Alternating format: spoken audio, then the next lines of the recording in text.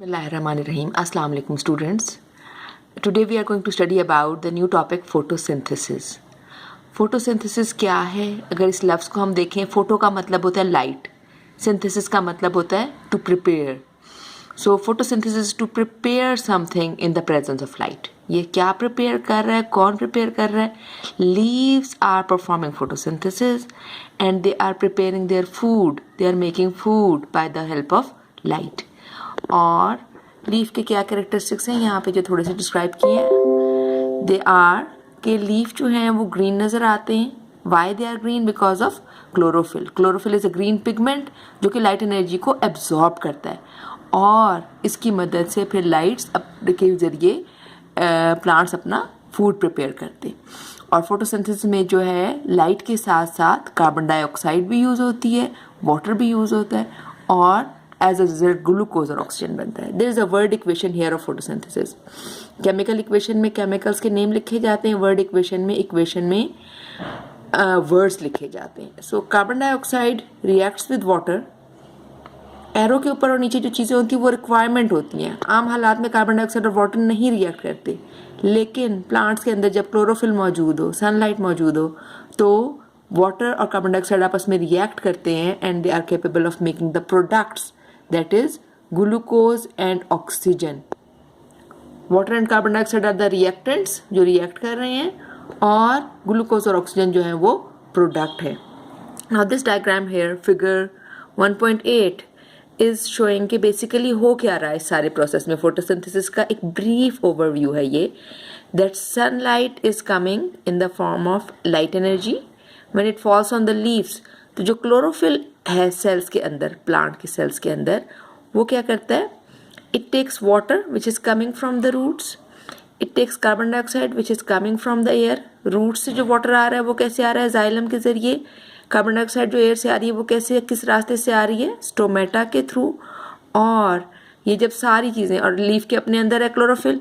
चार चीज़ें चाहिए फोटोसिंथेसिस के लिए. कार्बन डाइऑक्साइड चाहिए, वाटर चाहिए, सनलाइट चाहिए, क्लोरोफिल चाहिए. ये सारी चीज़ें जब मौजूद होंगी तो क्या होगा? Process of photosynthesis which is going to make mainly two things, glucose and oxygen. Oxygen तो बाहर निकल जाएगी, एयर में चली जाएगी मोस्टली, और ग्लूकोज जो है वो प्लांट के लीव्स और सेल्स अपने लिए खुद यूज़ करेंगे टू गेट एनर्जी. और जो एक्स्ट्रा ग्लूकोज होगी उसको स्टोर कर लेंगे. Oxygen is released in the air and glucose is move to all other parts of the plants. और ये जो मूव करने वाला इसका मॉलिक्यूल होता है दैट इज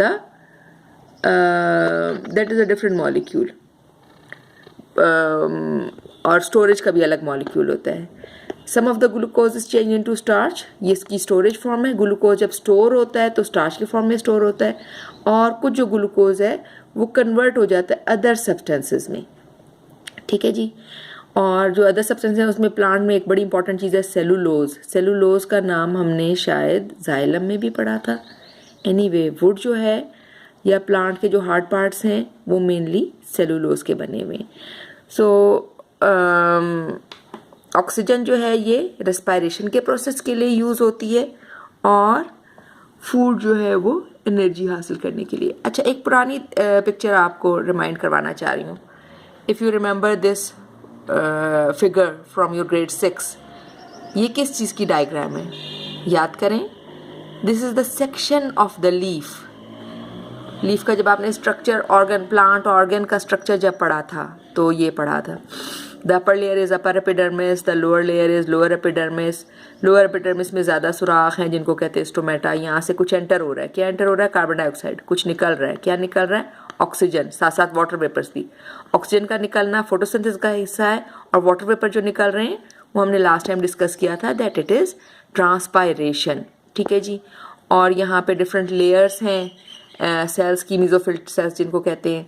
और ये वाटर आ रहा है जाइलम के ज़रिए, फूड जा रही है फ्लोएम के ज़रिए. ठीक है. यहाँ पे जो ब्लू एरो है ये जाइलम को शो कर रहा है और जो पिंक एरो है वो फ्लोएम को शो कर रहा है. So this is the brief diagram about the leaf internal structure. Now there is a box of did you know which is showing कि leaf structure best suited क्यों है for the process of photosynthesis. There are many points, Allah की कुदरत है सुभान अल्लाह, कि leaf में वो सारी सलाहियतें हैं कि वो बहुत अच्छी तरह फोटोसिंथेसिस कर सके। सबसे पहली तो उसकी शेप है कि वो ब्रॉड और फ्लैट शेप है, जिसकी वजह से वो आसानी से ज़्यादा सनलाइट को एब्जॉर्ब कर सकता है और कार्बन डाइऑक्साइड को भी। थिन है, लीव्स आर थिन, ताकि डिफ्यूजन ऑफ गैसेस, जो मूवमेंट ऑफ गैसेस है वो आसानी से हो सके। डिफ्यूजन ज़्यादा दूर तक नहीं हो सकती, डिफ्यूजन का प्रोसेस जो है वो थोड़ी दूर तक हो सकता है। So thin structures help in the process of diffusion. Then there are large air spaces. अभी जो डायग्राम देखी थी पुरानी रिमाइंडर, उसमें अगर आप देखें कि ये जो सेल्स हैं इनके बीच में बहुत सारे एयर स्पेसेस हैं, गैप्स हैं। These air spaces are helpful in the exchange of movement of gases within the leaf. Then there are large number of stomata. Stomata का structure हमने पहले भी leaf के structure में पढ़ा था, और आपने last year भी इसको देखा था diagram में. So large number of stomata are present there for the exchange of gases. Then there is the network of veins. ये जो vascular bundles हैं ये veins के form में supply करते हैं water. और एपिडर्मिस जो इसकी है अभी हमने देखी, अपर एपिडर्मिस लोअर एपिडर्मिस, वो ट्रांसपेरेंट होती है ताकि एंट्री ऑफ लाइट आसानी से हो सके. Then leaves are shiny because they have got a waxy cuticle over them. इसकी वजह से वाटर लॉस कम हो जाता है. अगर पूरे लीव से वाटर वेपोरेट करे तो बहुत जल्दी बहुत ज़्यादा वाटर लॉस हो जाएगा. Then there are large number of chloroplast in the photosynthetic cells. और ये जो क्लोरोप्लास्ट हैं ये क्या करते हैं, they contain chlorophyll. These are the structures mainly responsible for the process of photosynthesis.